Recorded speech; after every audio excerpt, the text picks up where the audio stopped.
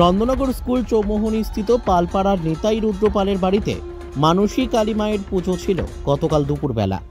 কলের জল নিতে গিয়ে দেখা গেল কল থেকে জল বেরোচ্ছে না, বাড়ির কোনো ড্রাম ট্যাঙ্কিতেও জল নেই। তৎকালে সময় কলে জল নিতে গেলে দেখা গেল কল চাপতে পারছেন না।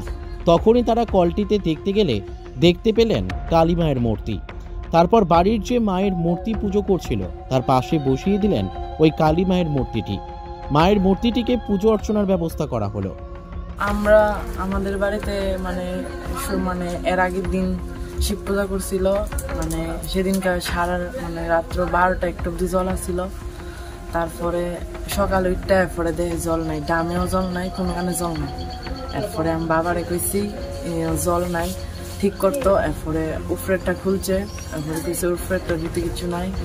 এরপরে নিচেরটা খুলছে, নিচেরটা কিছু নাই। এরপরে 5-এর মধ্যে দিয়া আমি কইতাছি বাবা এটা কি চিকচিক করতেছে দেহ। এরপরে আমি ধরছি না। এরপরে আমার ওই একটা বোন আসছিল, ওই বোনটা কুলো করে এরপরে মার কাছে আইনা করতেছে মা একটা পুতুল পাইছি। এরপরে এরা করতেছে এরা কালী ঠাকুর, এটা কালী ঠাকুর। এরপরে জোগাড় টুগার দিছে, এরপরে এটা আইনা বেদির ভিতরে রাখছে। এটুকুই। তো কোত্থেকে এই মূর্তিটা কলের ভিতরে আসলো বলতে পারবা? কোত্থেকে আসলো মূর্তিটা?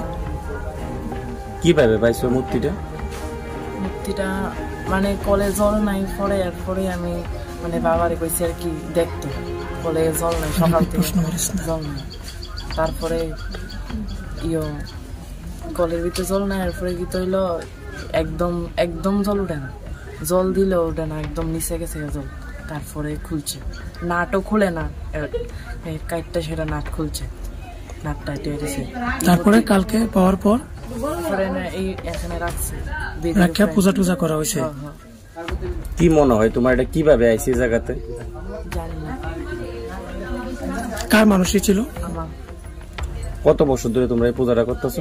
এই বছর প্রথম করতেছো? তোমার কি মানুষই ছিল? কি নাম তোমার? দীপঙ্কর রুদ্রপাল। কি করো? পড়াশোনা করি। বাবার নাম? নিতাই রুদ্রপাল। এটা কোন জায়গা? নন্দনগর পালপাড়া। আমরা বাড়িতে পূজা করতে আসছিলাম আর কি, এমনিতে একটা মানসিক পুজো আসছিল, মানসিক পূজা করতাম লইছি। ওখানে পরশুদিন দিবস গেছে, শিব পূজা গেছে, সারাদিন ভালো হয়েছিল। তো সকালবেলা দেখি কলে জ্বলাইয়ে না, মোটর লাগাইছে জ্বলাইয়ে না, এখানে ট্রাই করছে জ্বলাইয়ে না। পরে দিয়া জামে কি করছে মোটরটা খুলছে, কলটা খুলছে, প্রথম এটা খুলছে, এটা দেখা যায় কিছু নাই। কখনো ওই নাটটি খুলছে, এই নাটটি খোলার পরে লামাইয়া এটা ওয়াশারটি দেখতেছে।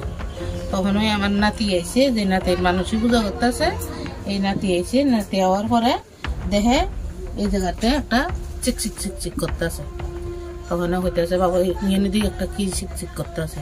ওই আমার এক বাইজি আইছিল, বাইজিয়ে খুলে টাইনিয়া কোনোরকম জনে টাইনিয়া খুলে ওইটা নিয়ে দেখাইতেছে। হয় দেখেন একটা মুক্তি পাইছি। তো না দেখা সরে আমরা সবাই দেখিয়া জয় জোগাড় দিয়া নিয়ে আমার মন্দিরে যেতে মন্দির তোলা হয়েছে নিয়ে রাখছি। তখন পুরোহিতরে ফোন করলাম, পুরোহিত হয়েছে জয় জোগাড়ের সুন্দর করে তোমরা এনে রাখো, আমি আইয়া সান্তান করামো দেখুন সুদম করে। তখন হালকে আপনার তো পূজার মা এসে করে দিয়ে তখন তাই নিয়ে আইয়া এটারও সুদম করছে, সান্তান করাইছে, পূজা ফালি দেওয়া হয়েছে। আমরা সিদ্ধান্ত করছি কি যেতে মা আমরা নিজের উদ্দেশ্যে আইছে, আমরা মারে রাখুন থাকবো বাড়িতে, মারে আর করতাম না। কোথেকে আইছে মনে করেন? এইটা তখন কৈতিকে আইসি, যখন মাই হইতে পারবো, আমরা হইতে অন্যের মতো কেউ সাধ্য নেই। মা কি নিজের ইচ্ছাতে কি ফাতা হতে আইছে নাকি খুঁজতে আইছে, এটা আমরা হইতে পারতাম না। তবে মনে হয় সন্দেহ যাক যে যেমন 5-এর ভিতরে নাকি কেউ ঢুকাই দিচ্ছে, কিন্তু 5-এর ভিতরে যদি কেউ ঢুকাই দিয়ে থাকে তাহলে এটা থাকলো হইলে উপরের অংশে, যেহেতু ওয়াশার আছে, সেকলেদার আছে, তাহলে এটা উপরের অংশে থাকলো হইলে তখন তো এটা উপরের অংশ না নিচের অংশে, যার কারণে আমরা বিশেষ কিছু হইতাম পারতেছি না। যার কারণে আমরা যেহেতু পুজো উপলক্ষে মা বেলা 12টা বাজে, 12টার সময় যেহেতু মা আইছে, আমরা ওখানে উদ্দেশ্য করে রাখছি আমরা মা হয়ে গেছি, তাহলে মারে আমরা অন্যদিকে ইয়ে করতাম না, মা বাড়িতেই থাকবো। এটা কোন জায়গা? এটা নন্দননগর, পাড়াটার নাম? নন্দননগর পালপাড়া। আপনার নাম? আমার নাম লক্ষ্মী রুদ্রপাল। আপনার কালী পূজা কি মানে মানসী পূজা ছিল, মানসী পূজা, শিব পূজাও মানসী আসলো, কালী পূজা মানে আগের দিন কালী পূজা, শিব পূজা গেছে, পরের দিন কালকে গেছে কালী পূজা। তো কালকে গত পরশু দিন আমরা এখানে শিব চতুর্দশী মানসী আসছিল, শিব চতুর্দশী এবং পরের দিন কালী পূজা। শিব চতুর্দশী পূজা খুব সুন্দরই হয়েছে, রাত্রে অবধি ঠিক আছিল। রাত্রে আমরা জল উঠাইছি ট্যাঙ্কের মধ্যে, কিন্তু সকালে জল উঠাইতে গিয়ে দেখা থেকে জল উঠে না, ট্যাঙ্কও খালি।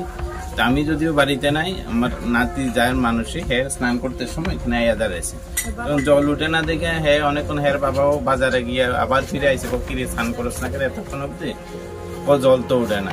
তো ভাব যে মোটর নিয়ে নষ্ট হয়ে গেছে, তখন এটা উপরের এটা খুলছে, কলের খুললে দেখে যে ঠিক আছে। এরপরে প্রথমে ভাবতে মোটর নিয়ে নষ্ট হয়েছে, উপরে দেখা যায় মোটর ঠিক আছে, সুইচ দিতে পারে, কিন্তু জল উঠে না। তারপরে উপরেরটা খুলতে বাকেট ঠিক আছে, তারপরে বাধ্য হইয়া এই যে নাটগুলি, দুইটা নাট খুলছে কিন্তু আর দুইটা খুলতে পারে না, তখন দুইটা নাট কাটছে। কাটার পরে দেখে কি এখানে ওই যে মায়ের মূর্তি, ছোট মূর্তি, ওইটা দেখার পরে তারা ওইখানে নিয়েছে। আমি বাড়িতে আসছিলাম না, তখন আমার এটা জানাইছে ফোনে এবং হোয়াটসঅ্যাপে আমারে পাঠাইছে ফটো ছবিগুলি। তখন আমি বিকেলে স্কুল থেকে আসার পরে দেখলাম যে এই সব ছবিগুলি আমি আপনারা দিলাম, এই আর কি।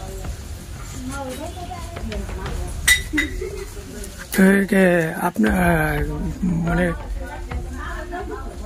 এই ঠাকুরটা কোথেকে এলো এই কলের ভিতরে? থেকে এলো এটা এখন ঠাকুরই বলতে পারবে, কারণ এখানে তো যাওয়ার কোনো কথা না, বা উপর দিয়ে দিয়ে দিলে তো অন্তত বাকেটে আটকাইতো। কেউ যদি আমরা যদি মনে করতাম যে কেউ উপর দিকে দিছে, তাহলে হয়তো বাকেটে আটকাইতো, কিন্তু বাকেটে না, এটা ছিল এই লেদারের এই জায়গাতে, যার ফলে এটা এখন ঠাকুরই কইতে পারবো কেমনে কি হইতে পারে।